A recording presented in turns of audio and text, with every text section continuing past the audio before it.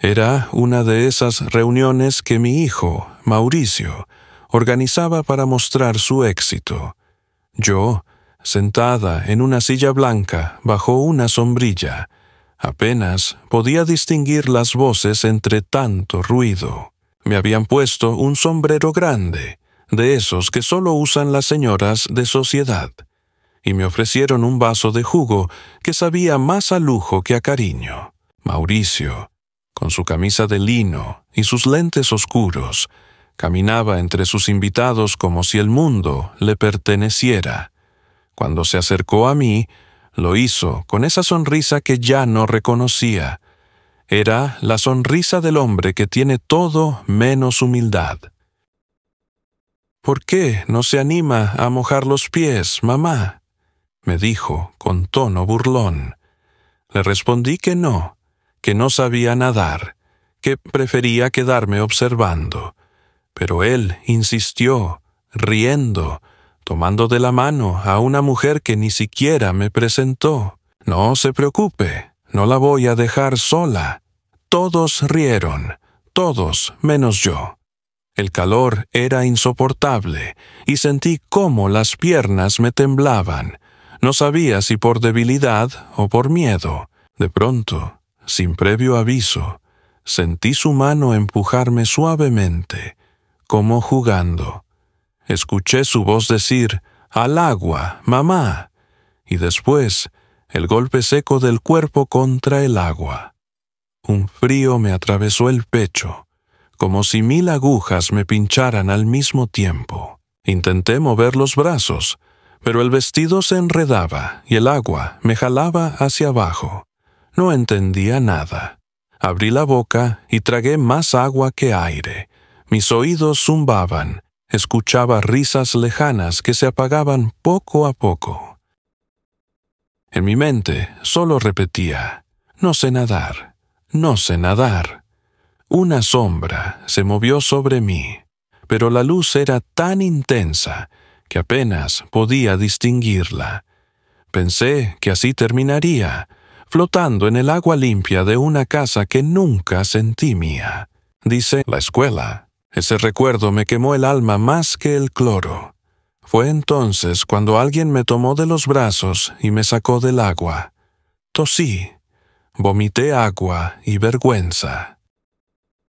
Mis manos temblaban, mi vestido pegado al cuerpo, todos alrededor fingiendo preocupación, algunos grabando con sus teléfonos. Mauricio repetía entre risas nerviosas, «Era una broma, mamá, no te enojes, era un juego». «Un juego», dijo, como si humillarme frente a extraños fuera parte de la diversión. Sentí que el corazón me pesaba más que el cuerpo. No dije nada, solo lo miré. Él evitó mis ojos y se secó el sudor con un gesto impaciente. Una vecina suya, una mujer de unos 50 años, me ofreció una toalla y me ayudó a sentarme. Le agradecí con un hilo de voz. Ella me susurró, «No se preocupe, señora, todo va a estar bien». Pero yo sabía que no. Nada estaba bien. En ese instante, mientras escuchaba a mi hijo disculparse con sus invitados, comprendí que la herida no venía del empujón, sino del desprecio que había detrás. Mauricio me mandó a cambiar de ropa y luego desapareció con sus amigos. Me quedé sola en la habitación de huéspedes, con el cuerpo aún húmedo y un cansancio que no era físico. Sentí que algo dentro de mí se había roto, algo que no se podía secar con una toalla. Afuera, la música seguía sonando y las risas volvían a llenar el jardín, como si nada hubiera pasado. Me miré en el espejo y no reconocí a la mujer que vi. Era yo, pero más vieja, más vacía, más invisible. Me pasé los dedos por el cabello empapado y pensé que tal vez era el momento de recordar cómo empezó todo. Desde los días en que la pobreza no dolía, porque había amor, desde cuando Mauricio todavía me decía mamita con ternura y me prometía que jamás me dejaría sola, porque para entender cómo llegamos a ese día, a esa piscina y a ese empujón disfrazado de cariño, hay que regresar a los años donde todo lo di por él, cuando mi vida entera era su futuro, y nunca imaginé que el éxito podría volverse tan cruel con la memoria de una madre. Entendido. Aquí tienes la parte 2, Catalizador, narrada en primera persona, con un tono cálido, nostálgico y de fondo doloroso, desarrollada en un solo bloque continuo de alrededor de 8,000 caracteres. Recuerdo los años en que mi vida giraba únicamente en torno a Mauricio, cuando todavía era ese niño flaco, con las rodillas raspadas y una sonrisa que me iluminaba las mañanas. Vivíamos en una casita modesta en la colonia Doctores, con paredes húmedas y un patio diminuto donde apenas cabía una maceta con geranios. Su padre había muerto joven, y yo me quedé con el alma partida y una deuda que parecía no tener fin. Pero no me importaba trabajar de sol a sol, si con eso podía darle a mi hijo algo mejor. Limpiaba oficinas, lavaba ropa ajena, cuidaba a ancianos que me recordaban lo que algún día sería yo. Cada noche llegaba a casa con las manos agrietadas y los pies hinchados, pero bastaba verlo dormir abrazando sus cuadernos para sentir que valía la pena. Nunca me quejé. Mi orgullo era verlo estudiar, escuchar que los maestros decían que era inteligente, que tenía futuro, y él, cada vez que sacaba buenas notas, me decía: «Un día la voy a sacar de aquí, mamá. Viviremos en una casa grande, y usted no tendrá que limpiar nada más». Yo le creía, porque en sus ojos había una promesa que me sostenía. Pasaron los años, y Mauricio creció rápido, con esa mezcla de timidez y ambición que solo los hijos del sacrificio conocen. Cuando terminó la preparatoria, me pidió permiso para inscribirse en la universidad. Yo apenas tenía para comer, pero le dije que sí, que estudiara, que el dinero se conseguía trabajando. Vendí mi máquina de coser y un anillo que había sido de mi madre para pagarle la inscripción. Trabajaba limpiando casas en Lomas de Chapultepec, viendo los espejos y los jardines de los ricos, mientras soñaba con que un día él viviría en un lugar así, pero con humildad, con gratitud. En las noches le preparaba café de olla y pan dulce, y cuando lo veía leer hasta la madrugada, me quedaba despierta, solo, para oír cómo pasaba las páginas.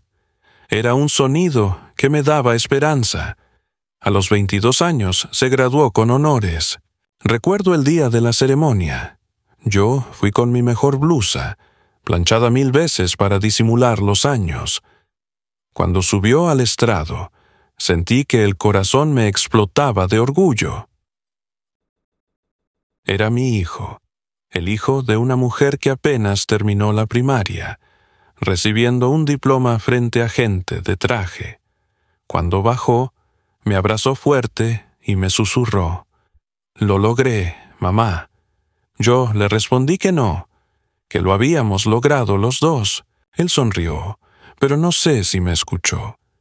Esa fue la última vez que sentí que me abrazaba con sinceridad.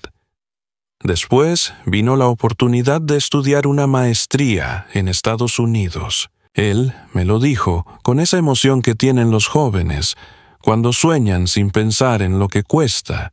Yo lo miré y, aunque el alma se me encogía de miedo, le dije que sí, que debía ir. Vendí mi casa, la única herencia que mi marido me había dejado, para pagarle el viaje y la matrícula. Firmé papeles que no entendí del todo, pero confié en él, porque una madre no mide el amor en dinero. Me despedí en el aeropuerto con los ojos nublados, viendo cómo se alejaba con su maleta nueva. Le recé a la Virgen para que le abriera los caminos. Durante los 2 años que estuvo fuera, recibía sus llamadas de vez en cuando, siempre apurado, siempre ocupado. Su voz sonaba distinta, más fría, más breve. Me mandaba fotos de los lugares que conocía, de las fiestas con sus compañeros. En una de ellas lo vi con traje y copa en mano, y pensé que ya no era el mismo muchacho que pedía tacos en la esquina. Empecé a sentir que su mundo se agrandaba, mientras el mío se encogía. Yo seguía trabajando, pero ya no por necesidad, sino por costumbre, por no sentir el silencio. Cuando regresó, lo esperé en el aeropuerto, con una cartulina que decía: «Bienvenido, hijo». Pasó junto a mí sin reconocerme al principio. Llevaba lentes oscuros y un maletín caro. Cuando me abrazó, olía a perfume extranjero, y ese olor se me quedó en la piel como un recordatorio de que la distancia cambia algo más que los kilómetros. Al principio, todo fue alegría. Me contó de sus planes, de la empresa donde lo habían contratado, del futuro brillante que tenía por delante. Yo lo escuchaba con admiración, pero también con un poco de miedo. Hablaba de inversiones, de estrategias, de socios, palabras que me sonaban ajenas, como si me hablara en otro idioma.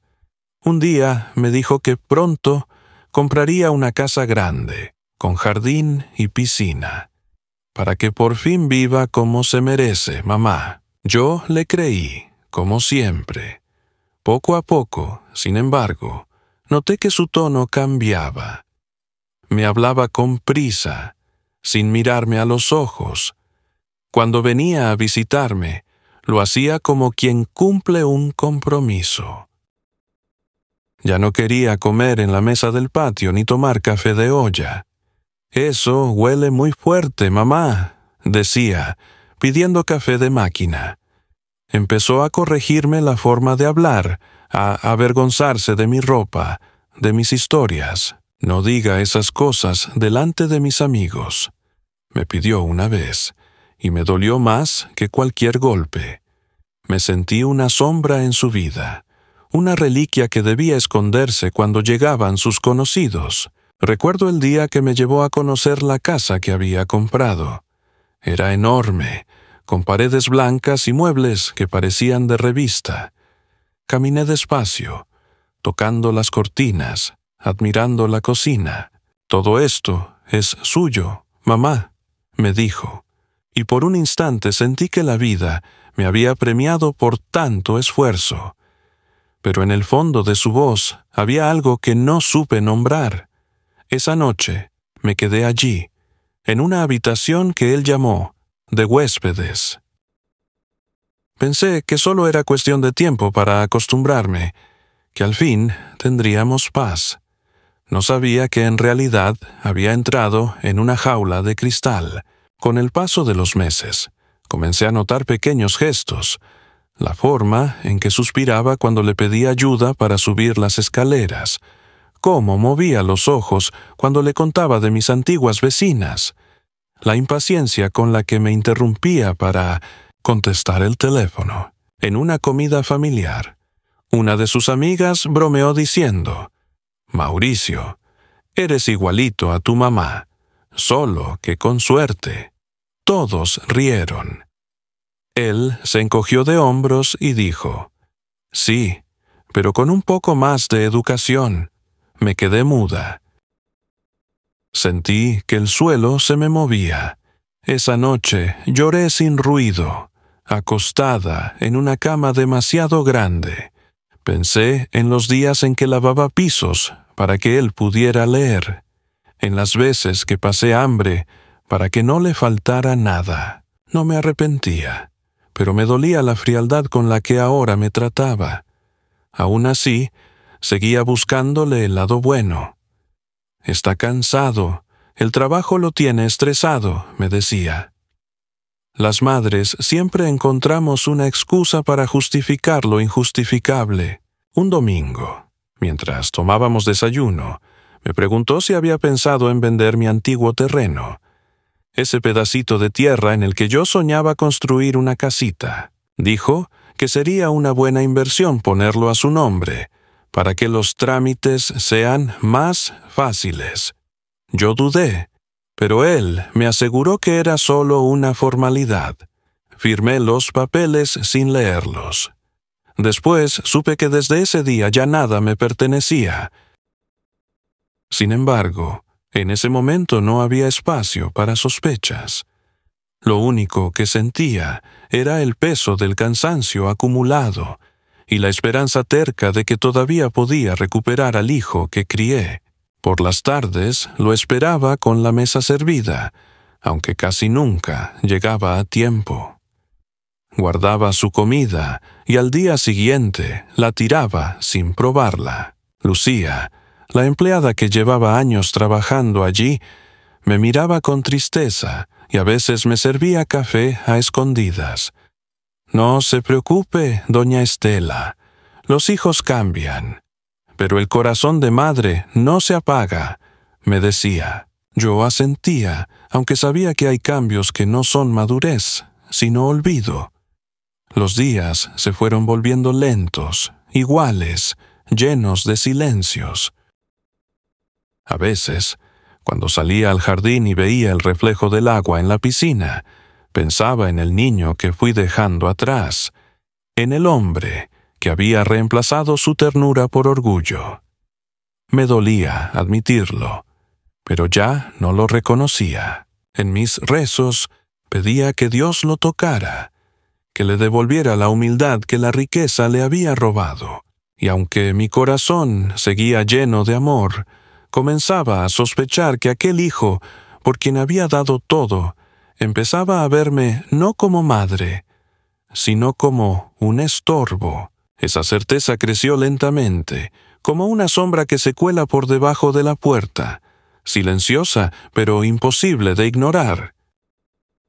Y así, sin saberlo, empezaba el largo camino que me llevaría al borde de aquella piscina, donde la vida quiso ponerme la última prueba. Al principio pensé que los cambios eran cosas pequeñas que se podían enderezar con paciencia y cariño, como cuando uno riega una planta reseca y espera que con unos días de luz vuelva a erguirse.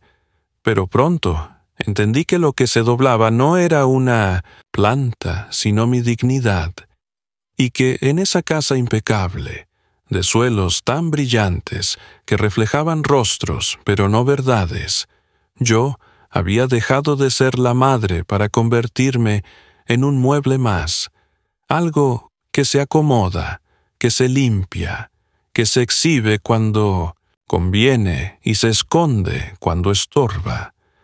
Porque así empezó la primera cadena de humillaciones, sin gritos ni golpes, solo con silencios y correcciones que se clavan como alfileres bajo la piel. Cuando Mauricio me pedía que no hablara de nuestra vida, pasada delante de sus socios, cuando me corregía el usted por usted, con un chasquido de lengua que me incendiaba las mejillas, cuando me decía que mi cafecito de olla dejaba olores en la cocina, y que mejor usara la máquina que había traído de Milán, como si el maíz de mis tortillas hubiera sido pecado, y el olor a canela y piloncillo, una vergüenza. Y yo respondía con sonrisas torpes, intentando no molestar a nadie, agradecida a Lucía, que me observaba desde la puerta con esa mirada quieta de mujer que ha visto mucho y calla más, y que, cuando él se iba, me dejaba sentada junto a la ventana, con una taza humeante, y un «Aquí no la juzgo, doña Estela. Usted tome su café como le gusta», que me sabía a refugio. Al poco tiempo llegaron las reglas. todas amables en apariencia, dichas con una cortesía que en realidad era cerrojo. «Mamá, no conviene que invite a sus amigas del barrio. Aquí todo es muy privado. Mamá, no se siente en la sala cuando vienen mis socios. Mamá, si va a regar las plantas, use estos guantes para no dejar marcas. Mamá, por favor no me llame mi niño delante de la gente». Y yo asentía con la cabeza, como si fuera ligera cada nueva norma que me apartaba 1 centímetro más del centro de su vida, y me iba replegando a los bordes, a los pasillos, al cuarto de huéspedes con una cama demasiado tersa y unas sábanas que olían a lavanda cara, mientras mis recuerdos sonaban dentro de mí como vajilla de barro, que no combina con la porcelana del comedor. A veces, en las comidas, él me preguntaba si necesitaba algo con ese tono administrativo de quien lleva agendas, y yo decía que no, porque la necesidad más grande no se escribe en listas. Yo necesitaba que su voz volviera a la tibieza que conocí, que su mano sobre mi hombro no pesara como una orden, que sus ojos me miraran sin el filtro de la vergüenza. Y cada vez que lo intentaba, cada vez que le contaba un chiste viejo o una anécdota de su infancia, él me detenía con una sonrisa de los labios, hacia afuera, fría. «No exagere, mamá, no haga historias». Y los amigos reían sin saber que esa risa era un cuchillo pequeño. Una tarde, Mauricio trajo a un decorador para armonizar la casa. Caminaron por los cuartos con un catálogo de colores, y cuando llegaron al mío, alzó una ceja al ver las fotografías que yo había puesto sobre la cómoda. «Fotos pobretonas», dijo, después entre dientes, donde salíamos con ropa sencilla y sonrisas gigantes, y preguntó si podía guardarlas, para que no desentonaran. Me quedé con una entre las manos, esa donde él tenía 7 años y un diente chueco, yo con el delantal de flores, y la guardé en el cajón como si escondiera mi propia respiración. Y fue Lucía quien abrió el ropero, me tendió una caja de zapatos y me susurró que nadie tenía derecho a quitarme mi pasado, que lo guardáramos bien, lejos de los ojos que solo ven superficies, que ya habría un día para volver a ponerla en su lugar. Un domingo, sin avisarme, Mauricio organizó un brunch con gente de la empresa, y yo, feliz de ver la mesa puesta con pan y fruta, me acerqué para ayudar a servir. Pero apenas toqué una charola, él me dijo en voz baja que no hacía falta, que me sentara en la terraza y disfrutara como invitada. Y al rato, cuando quise agradecerle el jugo a una mujer rubia, ella me preguntó si yo era la nana. Y él, con un titubeo que me quemó la garganta, respondió: «Es mi mamá, pero no se preocupe. Ella no se mete en nada». Y todos siguieron hablando como si hubieran puesto en su sitio un florero que estorbaba. Esa noche lloré sin lágrimas, escuchando el murmullo de la piscina como un animal que respira, y juré que me lo guardaría, que no armaría escándalo, que a veces los hijos vuelven al corazón cuando uno los espera en calma. Pero las marcas siguieron. Un día perdieron mi celular porque no lo necesitaba. Total, ¿para qué llamaba yo? Y cuando pedí que me llevaran a la parroquia donde había sido catequista, Mauricio dijo que mejor rezara en casa, que no era seguro andar por esas zonas, que allá olía a pasado.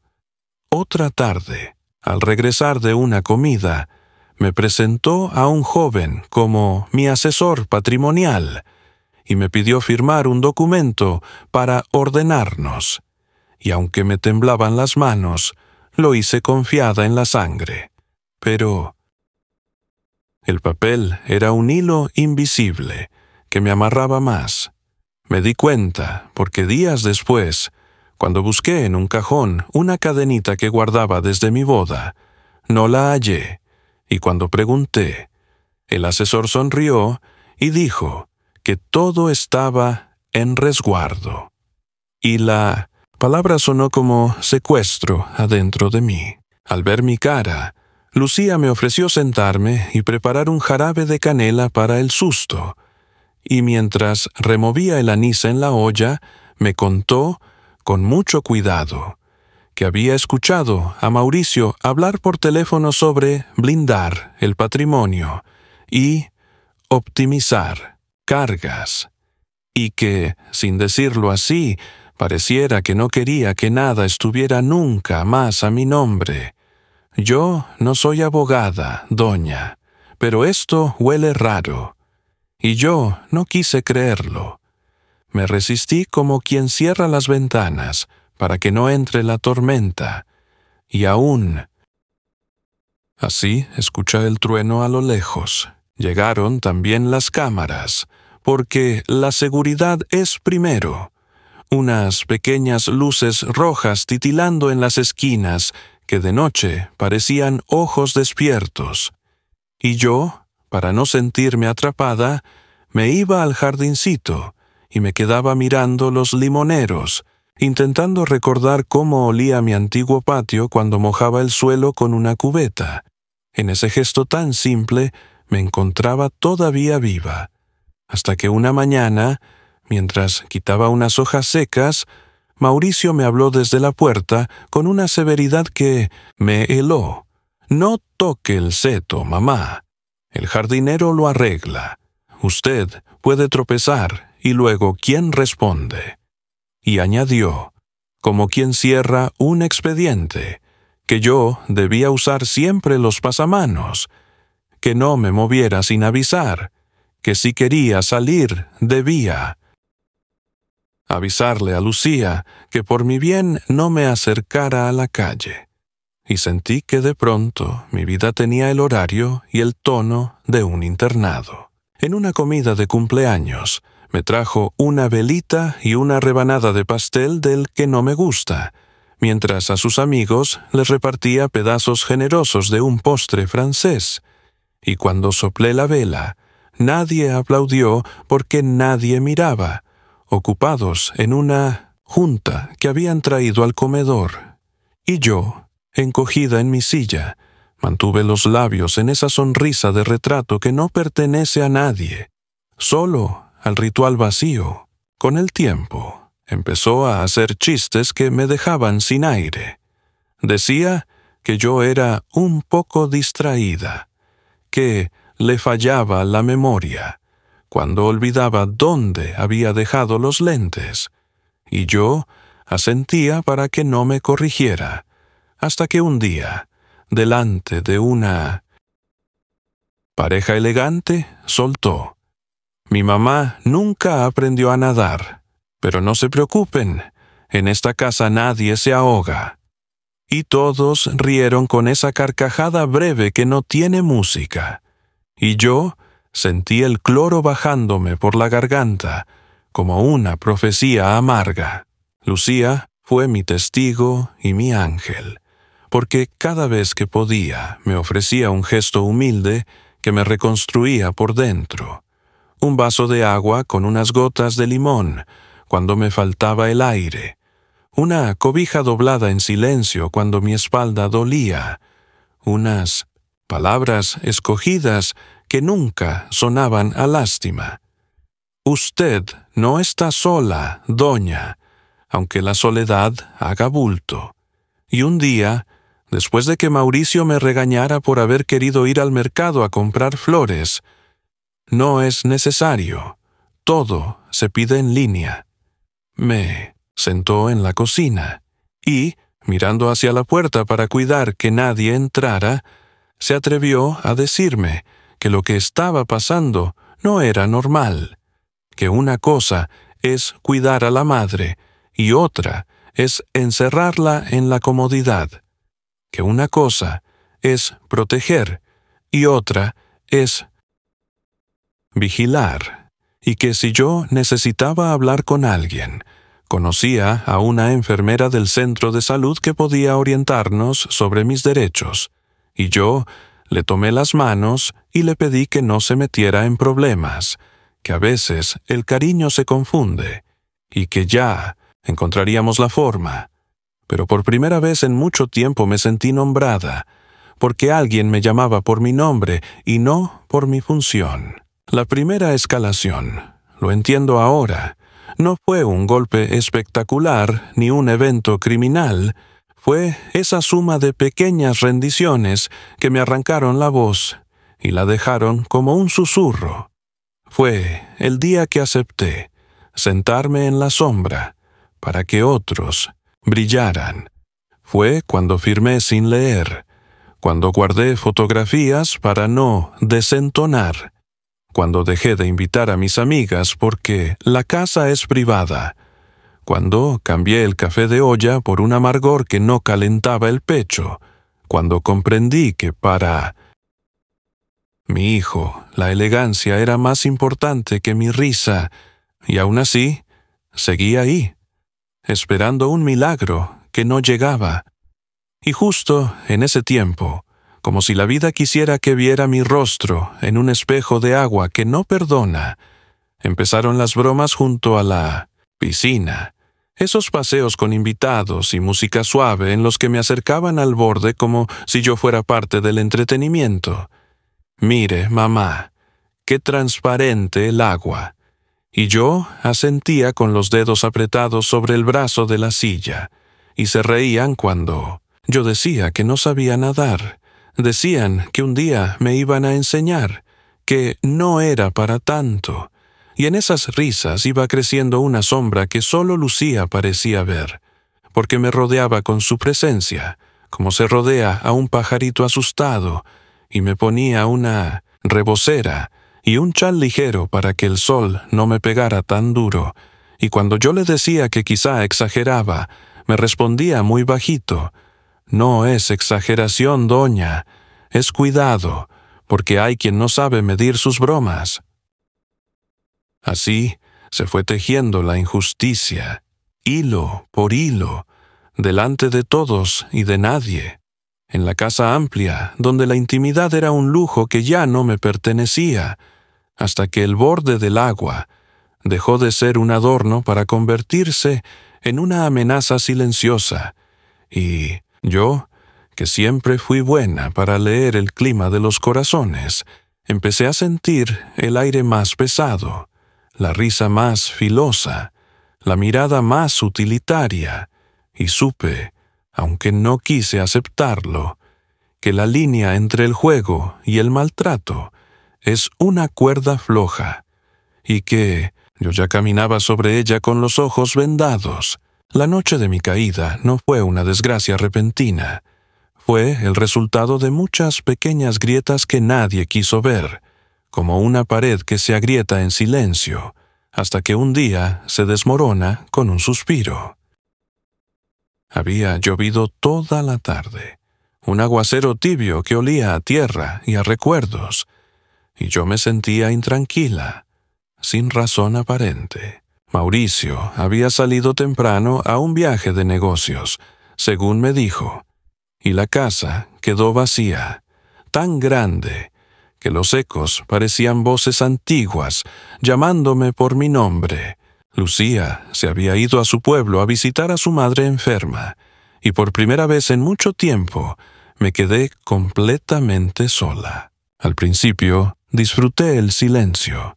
Preparé una taza de té, me senté en la terraza a mirar cómo las gotas golpeaban el agua de la piscina, y pensé que, al fin, ese ruido podía calmar mi mente. Pero cuando empezó a oscurecer, sentí que el aire se volvía más denso, que la casa respiraba lento, como si me observara. Me levanté. El reloj del pasillo marcaba las 7:40. Recuerdo el sonido del segundero y mi respiración entrecortada. Intenté gritar, pero la voz se me ahogó en la garganta. Nadie respondió. Pasaron minutos, quizás horas. No sé cuánto tiempo estuve allí, tendida en el suelo frío, mirando las sombras moverse con la luz intermitente del televisor que se había quedado encendido. Pensé en arrastrarme, pero el cuerpo no me obedecía. El dolor en la pierna era agudo como una navaja. Las lágrimas no salían, solo un sudor helado me corría por el cuello. En algún momento pensé que quizás era mejor no moverme, cerrar los ojos y dejar que todo terminara así, tranquila, en la casa de mi hijo, sin escándalos. Pero algo dentro de mí, quizás la voz de mi madre o el eco del niño que crié, me susurró que no debía rendirme. Recé bajito, repitiendo los nombres de todos los santos que recordaba, hasta que el sueño me venció. Desperté. Ni una llamada, ni un ruido de motor, ni el eco de pasos. Entonces entendí la dimensión exacta de mi soledad. No era que estuviera sola esa noche, era que llevaba años sola sin haberlo querido ver. En ese momento sentí miedo, no del dolor, sino de desaparecer sin testigos, de que mi hijo encontrara mi cuerpo al volver y pensara, «Pobre mamá, se cayó», sin imaginar todo lo que había detrás. A media mañana escuché un ruido de llaves. Era Lucía, con el rostro desencajado. «Doña Estela, por el amor de Dios», gritó al verme.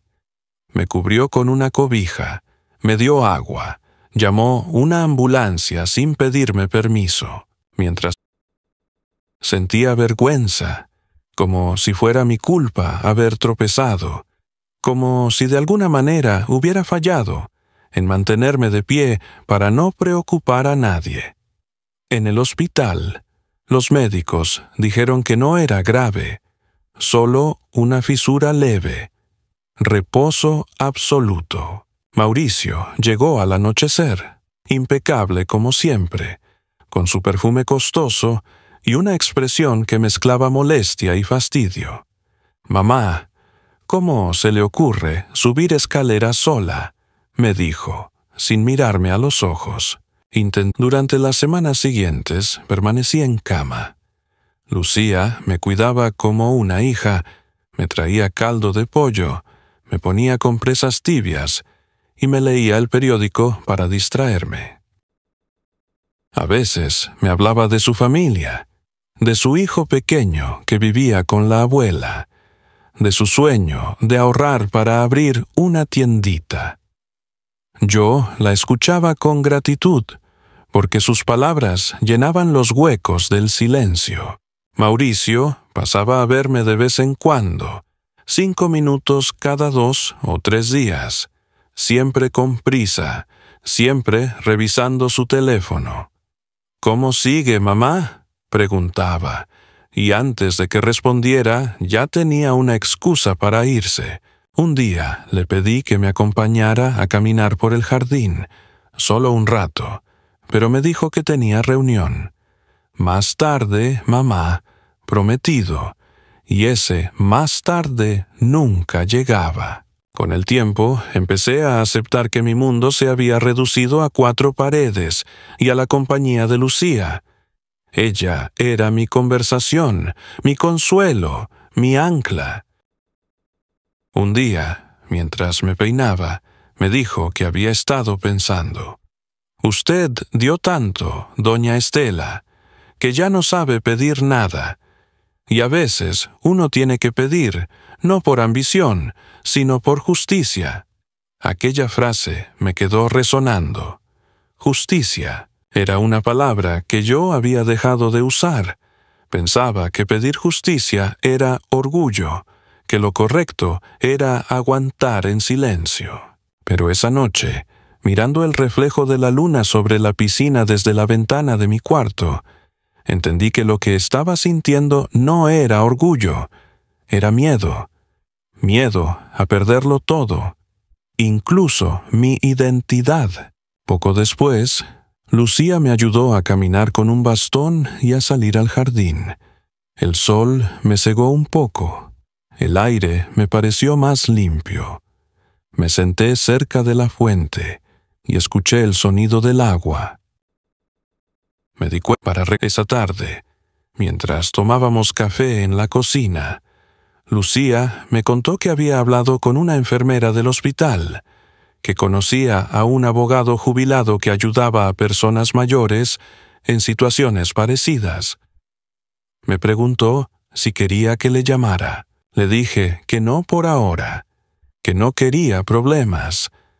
Pero en el fondo, una chispa se encendió.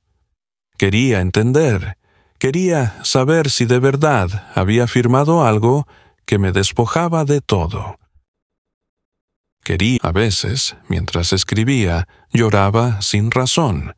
Lucía me dejaba hacerlo, no preguntaba, solo me ofrecía su silencio, ese silencio que acompaña y no juzga. Pero a veces el tiempo se encarga. Esa frase me dio paz, porque comprendí que no todo lo que duele necesita venganza. A veces basta con la verdad. Desde entonces comencé a observar con otros ojos, con una calma nueva. Cada detalle de la casa, cada gesto de mi hijo cuando venía, me hablaba más claro que antes. Empecé a ver las grietas del alma detrás del lujo, y a sentir que mi caída no había sido un final, sino el inicio de una conciencia que me preparaba para algo más grande. Y así, entre el aroma del café, el zumbido de los ventiladores y la mirada protectora de Lucía, comprendí que la soledad no siempre es castigo. A veces es el espacio donde una mujer vuelve a encontrarse consigo misma, incluso si el precio ha sido perderlo todo.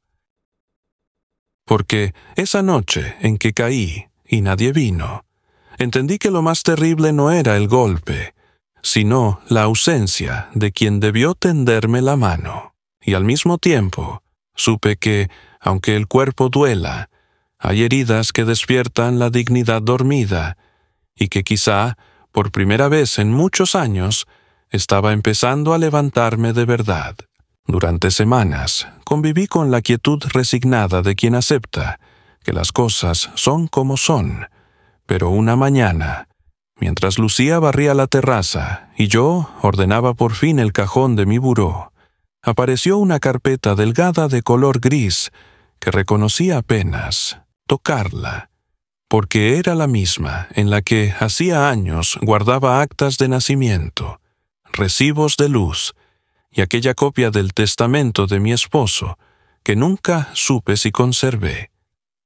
La carpeta había quedado escondida bajo un pañuelo de encaje y un par de guantes que nunca usé, y tuve una sensación extraña, como si aquello no fuera casualidad, como si el tiempo me hubiese ido preparando para ese hallazgo. La abrí con cuidado, temblándome un poco las manos, y de entrada vi 3 hojas engrapadas con un membrete que no conocía, un despacho con nombre extranjero, y al leer despacio, con la vista esforzándose contra las letras diminutas, me encontré con la primera confirmación de una sospecha que me dolía desde hacía meses, una carta instrucción, donde yo aparecía como beneficiaria de uso en una cuenta de inversión, en letra pequeña, y una firma que parecía la mía en un formato que decía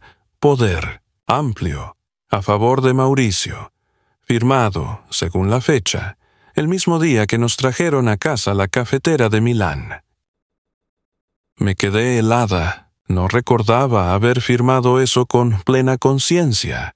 Me sonaba vagamente a aquella tarde de ordenarnos, cuando un asesor nos dejó una carpeta y yo firmé 3 o 4 veces en lugares marcados con post-it, creyendo de buena fe que se trataba de actualizaciones bancarias. Respiré hondo, porque por primera vez el miedo se mezcló con una claridad nueva, una luz que no hería, una lucidez que me decía que no debía llorar todavía, que había que leerlo todo con calma. Llamé a Lucía sin levantar demasiado la voz, y cuando vio la carpeta, entendió al instante que no era un asunto menor. Cerró las persianas con la naturalidad de quien sabe moverse entre secretos. Prendió la radio bajito para que el rumor tapara cualquier conversación y se sentó a mi lado, dejándome hablar primero, porque en su prudencia había un respeto que yo agradecía. Le leí lo que podía, saltando palabras que no comprendía del todo, y supe, por su gesto, esa arruga entre sus cejas que solo aparece cuando algo huele mal, que había allí más que trámites inocentes. Seguimos revisando. Al fondo, encontré una copia vieja de la escritura de la casita de la colonia Doctores, con el sello del registro público de la propiedad, un timbre pagado en aquel entonces con monedas que yo junté de a poquito. Luego, más papeles, una cesión de mis derechos a favor de Mauricio, con mi nombre reducido a una sigla, como si una sigla pudiera sostener 40 años de desvelo, y un oficio del banco en el que yo, supuestamente, autorizaba el cambio de firmante principal por razones de edad. Y... ¡Salud! Respiré con esfuerzo. Recordé hábitos de otra vida. Ponerte los lentes, trazar con el dedo índice la línea por donde va la lectura, no saltarte ninguna fecha, no confiar en los titulares. Súbitamente, pensé en el testamento de mi esposo, aquel que redactó con el licenciado Robles en una notaría modesta de la colonia Roma, un documento sencillo, casi tierno, donde nos dejábamos cada uno lo poco que teníamos y, sobre todo, donde él dejaba asentado que la vieja casa debía quedar a mi nombre hasta su fallecimiento, y luego, sí, a Mauricio, con la condición de atenderme en enfermedad y vejez. Recordé ese lenguaje, condición, usufructo vitalicio, palabras serias que en su momento me parecieron lejanas y que ahora volvían como escudos olvidados. Le conté a Lucía lo del licenciado Robles y sus lentes redondos, su olor a tabaco y alcanfor, y ella me dijo con la voz más suave que si lo conocía, aunque fuera de oídas, valía la pena buscarlo, que quizás seguía activo como asesor, que los abogados viejos no se jubilan del todo, que siempre conservan un escritorio y una silla donde recibir dolores ajenos. Esa misma tarde, con un pacto silencioso que sellamos sin palabras, Lucía se ofreció a llamar a la enfermera amiga suya para pedir el contacto de Robles, y yo le dije que sí, que lo intentáramos, pero con discreción, porque aún me costaba asumir que iba a poner vacío entre mi hijo y yo un lenguaje de actas y sellos. Cuando colgó, me dijo que el licenciado atendía por las mañanas en un despacho pequeño, que podía venir a la casa si yo no estaba en condiciones de salir, que no cobraba de más a las personas mayores y que, sobre todo, escuchaba. Dormí poco esa noche, y no fue por el dolor de la pierna, sino por la certeza de que había llegado la hora de mirar la realidad de frente. Recé antes de cerrar los ojos, no para que Dios castigara a nadie, sino para que me diera palabras precisas y una espalda firme, porque comprendí que la fortaleza no es gritar, sino sostener la mirada, cuando lo fácil sería bajarla. El licenciado llegó 2 días después, con un maletín de cuero viejo y una educación de otro tiempo. Al verlo, supe que el mundo no estaba del todo perdido, porque todavía existen hombres que se detienen un segundo en la puerta, se quitan el sombrero y preguntan si pueden pasar, y ese gesto, que a cualquiera podría parecer sin importancia, a mí me devolvió algo de la dignidad extraviada. Nos sentamos en la mesa de la cocina, porque yo quise tener cerca el olor del café de olla, y él aceptó sin asomo de sorpresa una taza pequeña que Lucía sirvió en loza sencilla. Me pidió que le contara desde el principio, pero no con drama, sino con fechas, nombres, documentos. Le hablé de la venta de mi casa para la maestría, de la llegada a la mansión, de la primera humillación que recuerdo con nitidez, del asesor, de la carpeta gris recuperada como si hubiese regresado desde el fondo de un cajón de otra vida, y él fue, anotando en una libreta de rayas, de esas de mercería, sin interrumpirme más que para confirmar un año, para asegurarse de que la escritura que yo recordaba correspondía a tal notaría, a tal número. Notaría 142, cierto, me dijo, y yo, sorprendida, confirmé que sí, que el notario se apellidaba Cosío. Entonces, existe protocolo, doña Estela, dijo con serenidad. Y si existe, existe copia certificada. La memoria se honra con papeles que no mienten. Me pidió ver la carpeta, y cuando leyó el supuesto poder amplio, frunció el ceño. Aquí no aparece su huella, y la firma luce forzada. Además, aun siendo válido, un poder no autoriza a despojar de un usufructo vitalicio sin su consentimiento expreso. Necesitamos revisar el testamento de su difunto esposo y las últimas inscripciones en el registro público de la propiedad. Con calma, sin acusar, sin ruido, vamos a mirar todo. Me habló con claridad de lo que podía y no podía hacerse. Me dijo que en casos como el mío, lo primero era reconstruir la cadena de actos, escrituras, sesiones, poderes, oficios bancarios, cartas de instrucción y, sobre todo, revisar si yo seguía apareciendo como usufructuaria en la anotación marginal del testamento, porque muchas veces, explicó, ese pequeño renglón al margen salva una vida entera.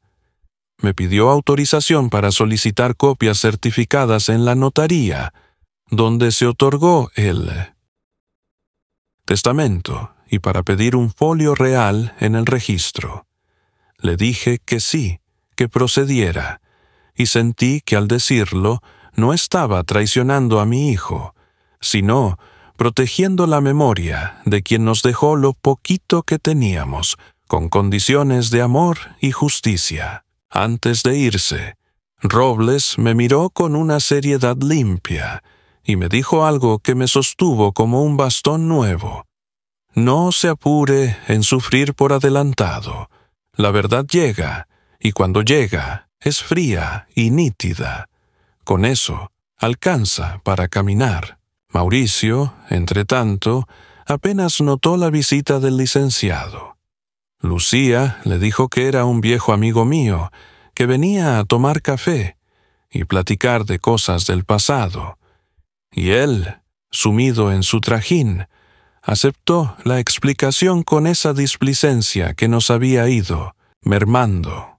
En los días que siguieron, yo me moví con la disciplina de quien ha recuperado un propósito. Ordené papeles, anoté en mi cuaderno fechas y nombres, llamé a una comadre de la Doctores para que me recordara el año en que inscribimos el terrenito. Fui sumando piezas como quien teje de vuelta una cobija deshilachada. Empecé a dormir mejor, con menos pesadillas de agua, y a comer con un apetito leve, como si el cuerpo supiera que necesitaba fuerza para sostener la verdad cuando llegara. Las primeras respuestas no tardaron tanto como temí. El licenciado regresó una mañana con un sobre manila que traía el sello del registro público. Lo puso con cuidado sobre la mesa y, antes de abrirlo, me pidió que respirara sin prisa. Adentro venía el folio real del lote de la vieja casa y un historial de movimientos. Ahí estaba, en letras negras, que el inmueble fue propiedad de mi esposo. Luego, por testamento, quedó con usufructo vitalicio a mi favor, y nuda propiedad a nombre de Mauricio. Y más adelante aparecía una inscripción de transmisión anticipada, donde constaba una renuncia mía al usufructo, con fecha posterior a la llegada de la cafetera. Yo no recordaba haber renunciado a nada. La anotación señalaba notaría distinta, número de escritura y un nombre de fedatario, que no me decía nada. Robles chasqueó la lengua con un fastidio controlado. Aquí hay algo que no cuadra, doña Estela. Una renuncia de usufructo de persona mayor exige formalidad estricta y lectura completa. Tiene que haber comparecencia, identificación, huellas, y en todo caso, el notario deja constancia de la comprensión. Veremos esa escritura. No anticipo juicios, pero si faltara cualquiera de esos elementos, esa renuncia podría impugnarse. Yo no sabía si alegrarme o llorar. La esperanza y el miedo bailaban dentro de mí, pero esta vez no permití que el miedo ganara espacio. Me aferré al borde de la mesa, sostuve la mirada y le pedí al licenciado que siguiéramos. Ese mismo día, como quien pone una vela en el altar, me fui con Lucía a la parroquia, apoyada en el bastón. No hablé mucho. Solo me senté en la banca de madera y dejé que el olor a cera y flores limpiara un poco el ruido de la mente. Salimos con el sol de mediodía pegándonos en la cara, y yo supe que, pasara lo que pasara, había recuperado algo más que papeles. Había recuperado la decisión de no permitir que me siguieran tratando como si ya no estuviera. Al volver, encontramos a Mauricio revisando correos en la sala. Nos miró de reojo y nos preguntó dónde habíamos estado. Le dije la verdad sin temblar. Fui a la iglesia, hijo. Necesitaba rezar. Me contestó con un indiferente y volvió a su pantalla. No añadí que también había recibido noticias del registro, porque aún no era el momento. Mi fuerza recién nacida me susurró que callar a tiempo también es una forma de cuidarse. A la semana siguiente, Robles trajo lo que faltaba, copia certificada del testamento de mi esposo, con un párrafo subrayado donde se leía que, además de la casa, toda cuenta común quedaba con facultad de disposición a mi favor mientras yo viviera. Trajo además la escritura de renuncia de usufructo, levantada en una notaría de Polanco. Al leerla, noté enseguida la extrañeza. La firma se parecía a la mía, sí, pero la rúbrica final no tenía ese pequeño giro que siempre hago sin pensar. Además, el documento marcaba que me habían leído la escritura íntegra y que yo comprendí plenamente su alcance. Sin embargo, no había huellas digitales, y en el espacio de testigos solo figuraban 2 nombres sin domicilio. Además, la identificación citada. Era mi credencial de elector, pero con un número que no coincidía con el mío. Robles guardó silencio unos segundos y luego dijo, con el tono grave de las noticias serias, «No voy a acusar a nadie sin pruebas, pero esto está, cuando menos, defectuoso. Con esto basta para solicitar una anotación preventiva por posible nulidad. Podría ser que alguien abusó de su confianza y firmó por usted, o que usted firmó sin que le dieran lectura completa y sin testigos idóneos. En ambos casos hay caminos. No se trata de destruir a su hijo.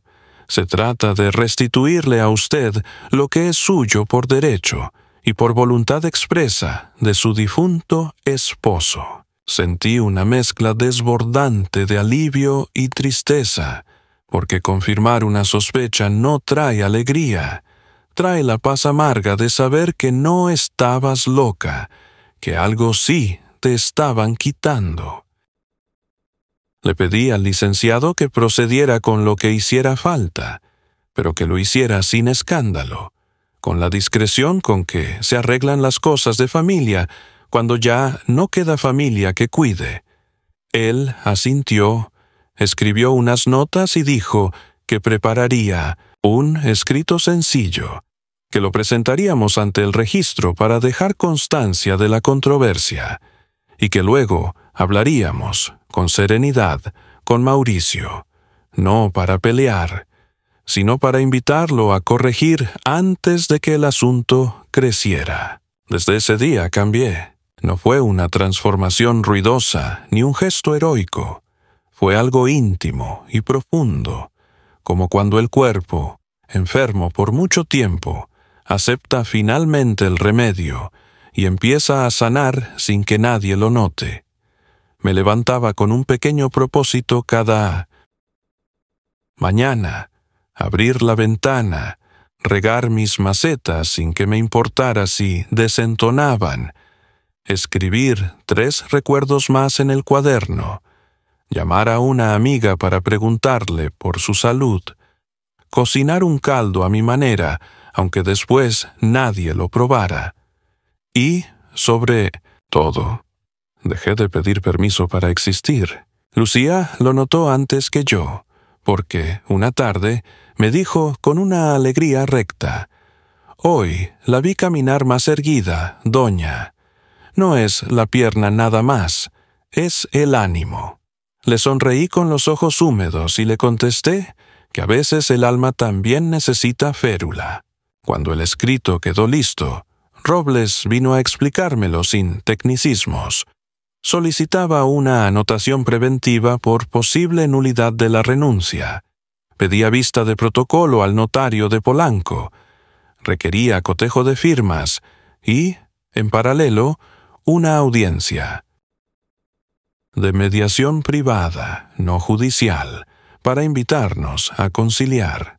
Yo asentí a todo, y en un arranque de esos que no se planean, le pedí que me permitiera estar presente en la eventual conversación con Mauricio. Él dudó, cuidándome, pero yo insistí con una calma que a mí misma me sorprendió. Necesito mirarlo y decirle lo que sé. No busco gritar ni humillarlo. Solo quiero que oiga mi voz y que sepa que ya no tengo miedo.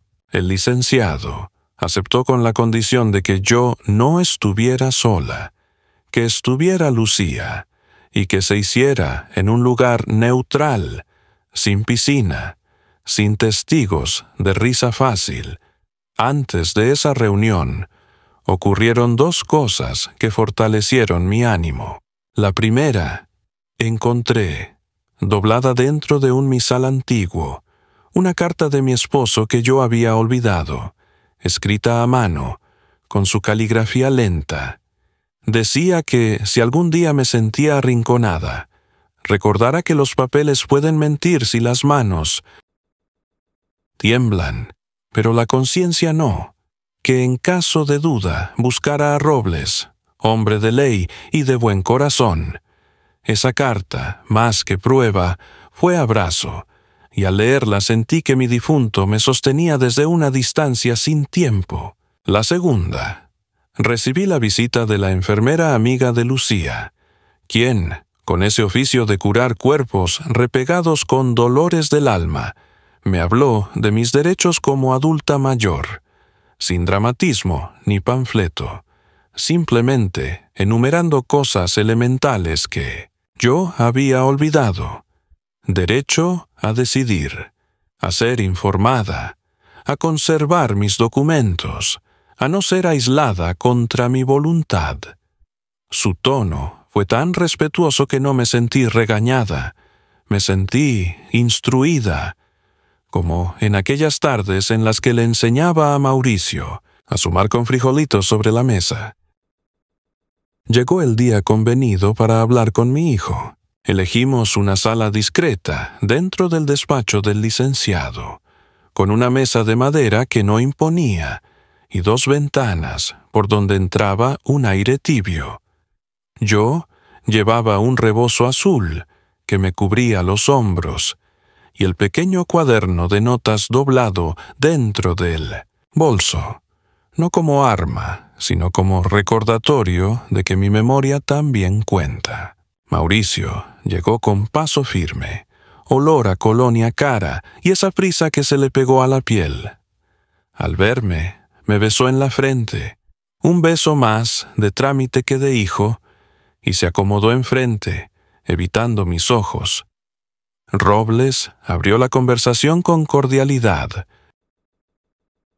Sensato era revisar juntos, corregir si había errores, restituir el usufructo si correspondía y, sobre todo, preservar la relación madre-hijo. Mauricio está.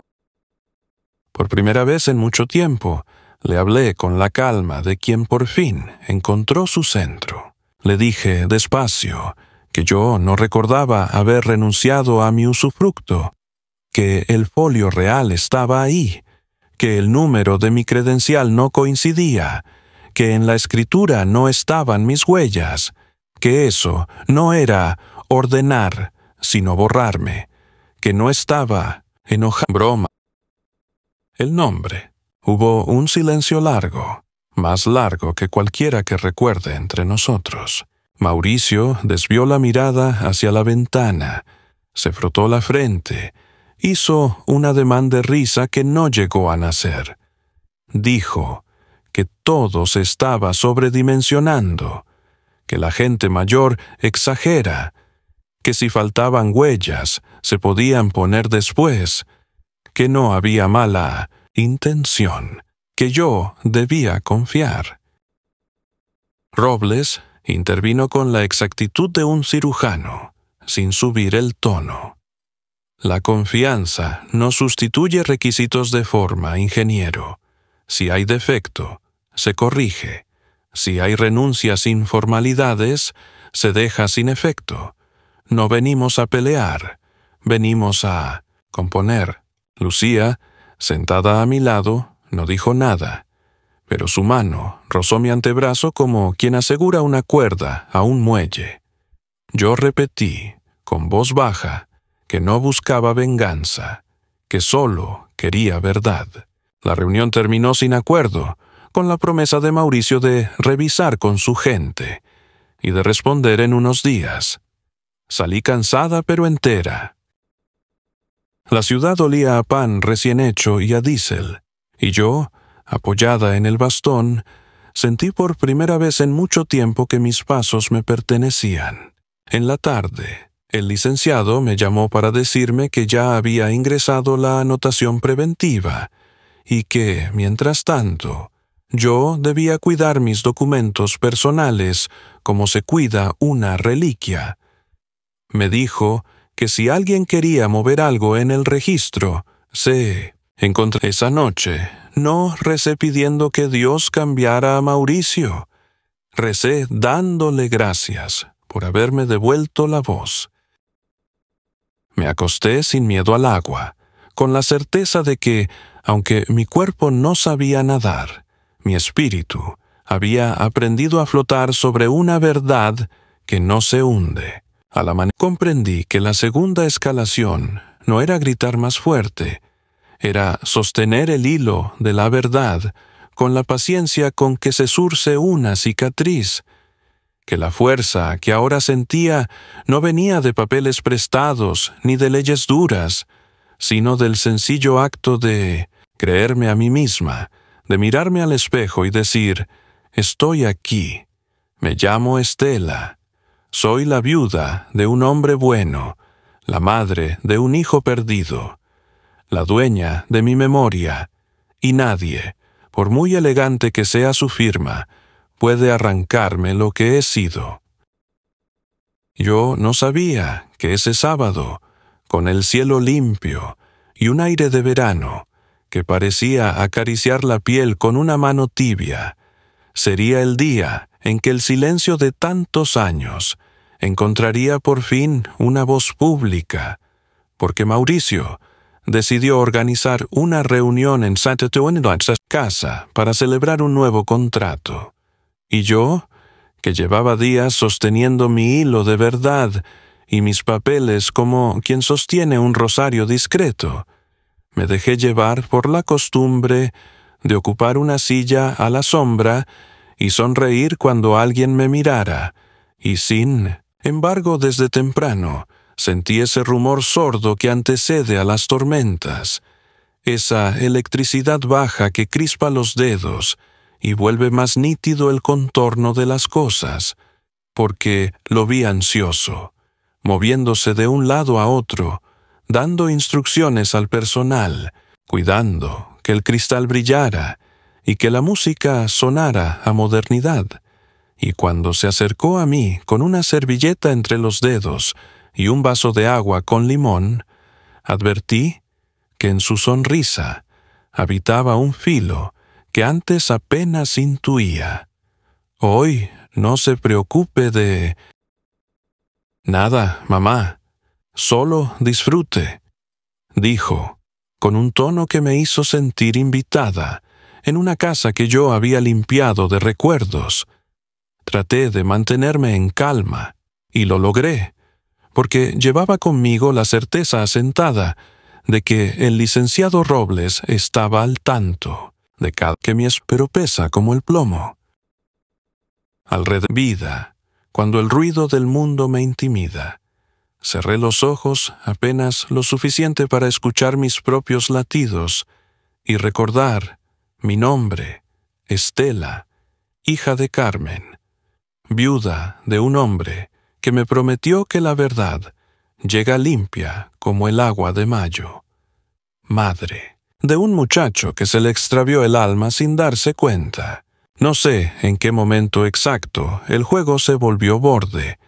Quizá cuando uno de sus amigos bromeó diciendo que la casa pedía una bautizada y que el primero en caer al agua daría suerte a todos.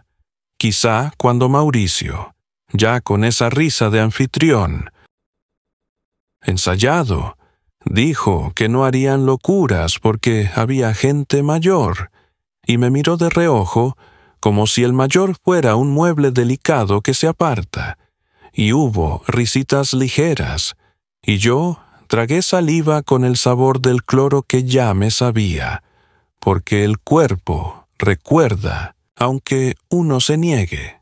Me mantuve en la silla, apretando el rebozo azul contra los hombros, y entonces sucedió la pequeña coreografía que parecía inocente, y que yo reconocí como el prólogo de algo más, porque él se acercó con pasos medidos, me tomó de la mano con una suavidad de cristal que no abriga, y dijo, alto, para que todos oyeran, vamos a mojar los pies un momento. Mamá, le hace bien el sol. Y antes de que yo formulara mi negativa con la paciencia que me había ganado, ya me estaba levantando con su impulso y su sonrisa.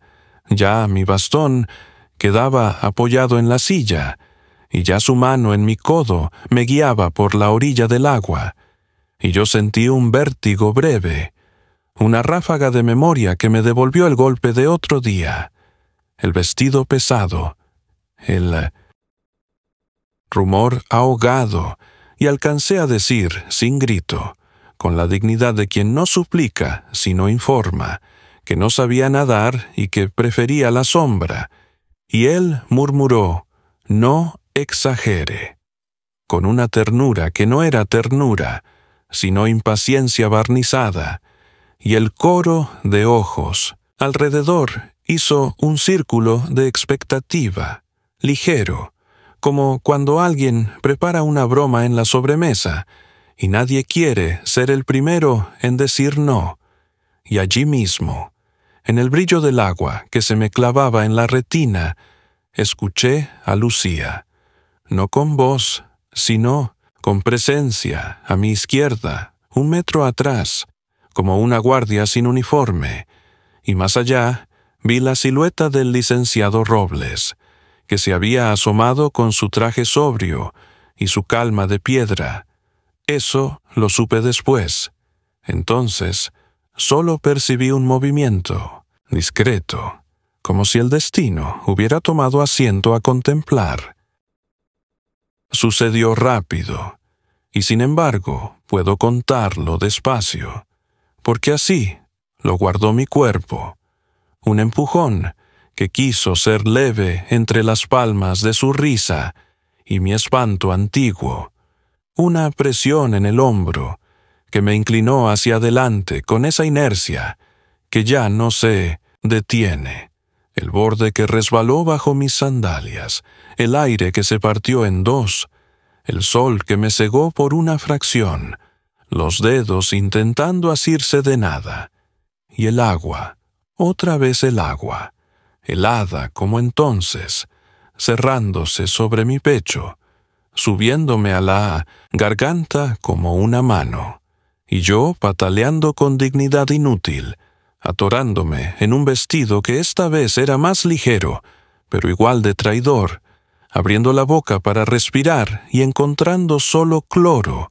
con el oído lleno de burbujas que estallan como risas, que no llegó a entender, el tiempo detenido en una campana azul donde no hay madre ni hijo, solo un latido que se quiere apagar, y sin embargo no se apaga porque escucho, no sé si afuera o adentro, la voz firme de Lucía que grita, «No sabe nadar», y otra voz que puede ser la del licenciado, o la de un Dios paciente que se decide al fin a intervenir, una voz que dice, «Saquen a la señora», no como súplica, sino como orden, y entonces manos fuertes, no las de mi hijo, otras manos me toman por los brazos, me giran, me alzan, siento el borde duro de la alberca mordiéndome las costillas,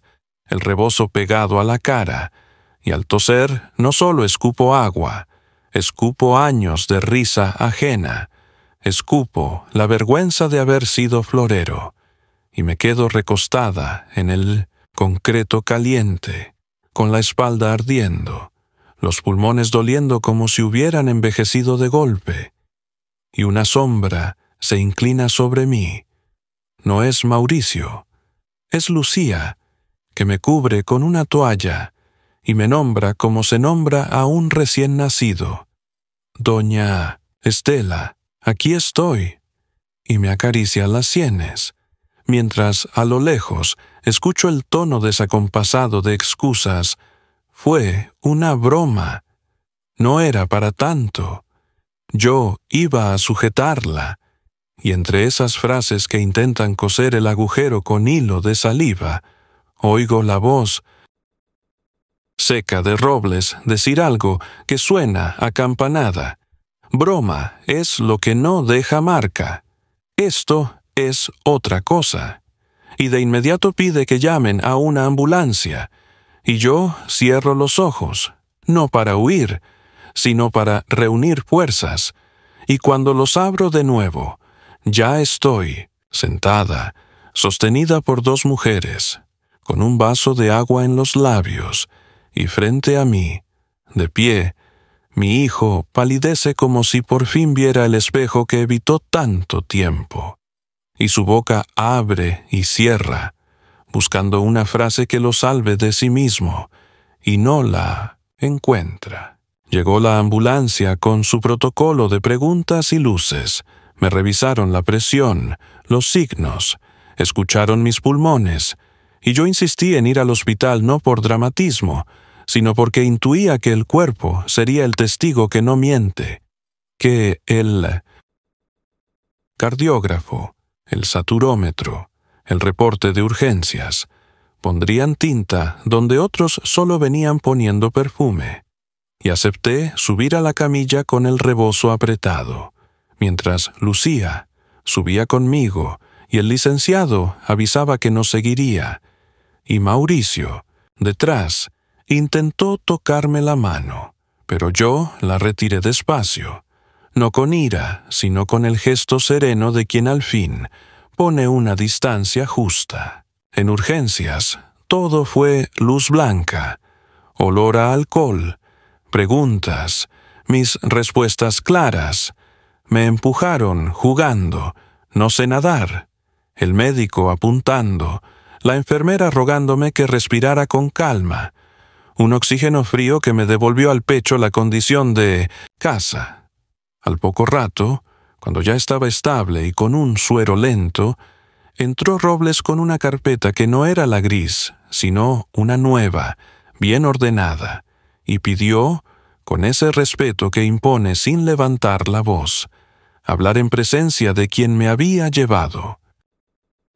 Y como Mauricio ya había llegado, traje planchado, ojos hinchados, se acomodó en una esquina, y Lucía se quedó a mi lado como una columna pequeña, y el médico, percibiendo el espesor de la escena, se quedó también, sin intervenir, pero con la distancia ética de quien acompaña verdades. El licenciado no hizo teatro.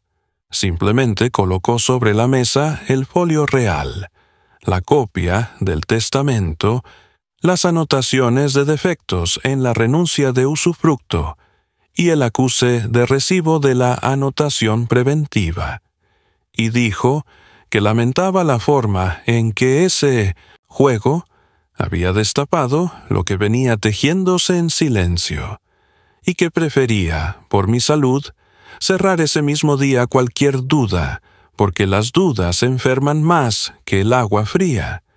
Explicó despacio, usando palabras que hasta el médico entendió, que no existía huella, que el número de credencial no coincidía, que una renuncia sin lectura constatable a una persona de mi edad merecía, en el mejor de los casos, considerarse inválida, que el registro ya había sido avisado, que cualquier movimiento quedaba suspendido y que lo prudente, lo limpio, lo digno, era que Mauricio firmara un acuerdo de restitución del usufructo y una carta de reconocimiento de error, sin apelar a tecnicismos, como gesto de reparación. Hubo un silencio tan nítido que escuché el goteo del suero, como una gota cayendo en una alberca que ya no me aterraba, y Mauricio,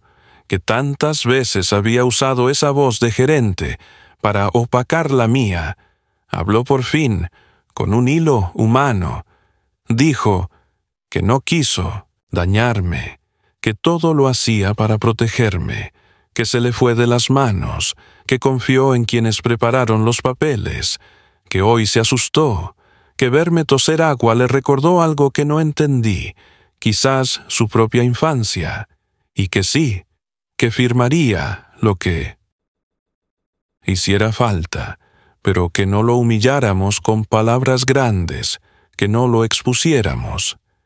Yo lo miré largo, no con rencor, sino con el peso exacto de la vida que hemos compartido, y encontré, debajo de la costra de su soberbia, a ese niño con los zapatos rotos pidiendo pan con mantequilla. Y entonces, sabiendo que las frases cortas son puñales o bálsamos según la memoria que las sostenga, pronuncié despacio la única, que llevaba meses creciendo como una semilla en el centro del pecho, sin elevar el tono, mirándolo a los ojos. No busco venganza, hijo, solo verdad. Y al decirlo, el aire de la sala cambió, como cuando una tormenta se decide a llover y limpia, porque mi voz no salió quebrada ni suplicante, salió firme como la firma que él había querido suplantar, y supe que esa frase no era solo para él, era para mí, para el médico, para Lucía, para el licenciado, para cualquier testigo del mundo que hubiera querido convertir una madre en adorno, y también para Dios, que me escuchó sin juzgar. Robles, con la oportunidad exacta, sacó entonces un documento breve, preparado, por si el sentido común despertaba. Dijo, con una media sonrisa que no era burla, sino alivio, un convenio de restitución de usufructo y reconocimiento de defectos, con espacio para 3 firmas, la de Mauricio, la mía como beneficiaria, y la de 2 testigos, y pidió una sala contigua. El médico, comprensivo, nos cedió un cubículo. Lucía firmó como testigo, no sin temblar, y el propio médico, testigo neutral, estampó su nombre y cédula, porque entendió que algunas curaciones requieren tinta. Mauricio dudó, mordió el labio, miró el documento, miró mis manos, miró la línea del oxígeno, y al final firmó. No fue un acto heroico, fue una rendición sensata, y me dolió. Y me curó al mismo tiempo. Robles guardó el convenio con un cuidado ceremonial. Me aseguró que esa misma tarde ingresaría copia al registro con el complemento jurídico y que en unos días tendríamos la anotación final restituida. Añadió que, además, pediría al notario de Montesas Polanco que explicara en forma la anomalía de la renuncia, no para exhibir a nadie, sino para cerrar el círculo, y si se hallaban irregularidades graves, habría denuncia, pero que, en lo inmediato, lo que importaba era que yo volvía a existir en papel con la misma claridad con que existo sentada en esa camilla. No pedí castigos, no pedí disculpas públicas, no exigí lágrimas, solo respiré. Y en esa respiración larga comprendí que el clímax no era el empujón ni el agua, era esta exacta sensación de haber dicho por fin mi verdad sin gritar, de haber obligado a la realidad a enderezarse un poco, de haber recordado, entre tubos y firmas, que el amor de una madre no es servidumbre, que la gratitud no se arranca a jalones ni a bromas, que el respeto no es un adorno que se pone cuando hay visitas, y que mi nombre, Estela, pesa lo suficiente para quedarme.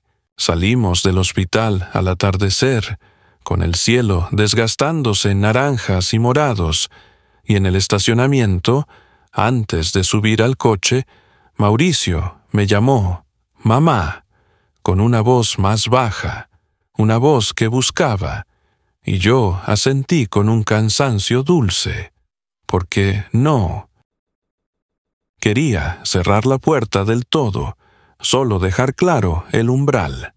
Lucía me acomodó el rebozo. El licenciado me dedicó ese gesto antiguo de quitarse el sombrero, y yo, con la piel todavía oliendo a cloro y yodo, supe que la justicia que me tocaba no era venganza ni exhibición, era orden, era memoria puesta en su sitio, era ese convenio en una carpeta nueva y la certeza de que, Si alguna vez vuelvo a sentarme junto a una piscina, no será para temer al agua, será para ver mi reflejo entero, sin vergüenza y sin permiso. Nunca pensé que después de tanta agua, de tanto miedo y de tantas noches de silencio, me quedaría en paz con algo tan sencillo como el sonido de una cuchara golpeando el borde de una taza. Han pasado meses desde aquel día en el hospital y la casa de Mauricio ya no es mi casa. No me fui con rabia, me fui con el orden que traen las despedidas limpias. Doblé mi ropa, tomé mis fotos, mi cuaderno de notas, el escapulario que me devolvió Lucía, y el licenciado Robles vino con un notario joven a firmar la entrega de mis pertenencias. Todo lo hicimos en calma, sin escándalos. Mauricio estuvo presente, callado, con la mirada baja. En sus ojos no había soberbia, había un cansancio nuevo, como si el peso de los papeles firmados lo hubiera envejecido de golpe. Antes de irme, me pidió que le diera la bendición, y aunque las manos me temblaban, se la di. Una cruz invisible en la frente, una oración sin palabras. No nos abrazamos. Era demasiado pronto, pero algo en su rostro me dijo que, al menos, había empezado a entender. Ahora vivo en una casa pequeña al sur de la ciudad, con paredes color crema y un jardín chiquito, donde las bugambilias crecen sin permiso. Es una vivienda modesta que el licenciado me ayudó a recuperar, la misma donde nació Mauricio, y donde yo planchaba camisas ajenas mientras él estudiaba. Volver fue como abrir un libro viejo y encontrarlo en el mismo punto donde lo dejaste, con el olor a polvo y esperanza. Lucía viene cada domingo, trae pan dulce y noticias de su hijo, y nos sentamos a tomar café de olla bajo una enredadera que ella misma plantó. Hablamos de todo y de nada, del clima, de los vecinos, de cómo los limones de mi patio salen más dulces que antes. A veces se queda callada y me mira con esa ternura que no necesita explicación. «Usted volvió a florecer, doña Estela», me dice, y yo sonrío porque lo sé. Por las mañanas salgo con mi bastón, riego las macetas, saludo a los niños que van a la escuela. Algunos me dicen «buenos días, abuelita», y esa palabra, que antes me habría sonado a vejez o compasión, ahora me suena a bendición. En las tardes leo el periódico, aunque las letras se me escapan de vez en cuando, y escucho la radio con canciones viejas. A veces pienso en Mauricio, en cómo será su vida ahora, si todavía organiza reuniones junto a esa piscina que casi me traga. No siento odio. Lo que siento es una distancia justa, una frontera de respeto. De vez en cuando me llama, no todos los días, pero lo intenta. Me pregunta cómo estoy, si necesito algo. Yo le contesto con serenidad, sin reproches. Él habla con voz más suave, sin prisas, y a veces me dice «mamá», con un tono que ya no duele. No sé si algún día recuperaremos lo que fuimos, pero me basta con saber que ya no tiene poder sobre mi miedo. He aprendido que la dignidad no se reclama a gritos, se cultiva en silencio, como se cultiva una planta que parecía muerta. Que la justicia no siempre llega en tribunales, a veces llega en forma de claridad, de verdad puesta sobre la mesa sin maquillaje. Que los hijos pueden perderse, sí, pero que la memoria de una madre es más fuerte que cualquier firma o testamento, y que hay amores que solo se entienden cuando se rompen. Una vez al mes voy al panteón a visitar la tumba de mi esposo. Llevo flores frescas y le hablo como si me escuchara. Le cuento lo que ha pasado. Le digo que todo volvió a su lugar, que su testamento se cumplió, que el licenciado Robles sigue siendo un hombre justo, que Lucía es un ángel de carne y hueso. Le digo también que ya no le guardo rencor a nuestro hijo, que el tiempo hará su parte.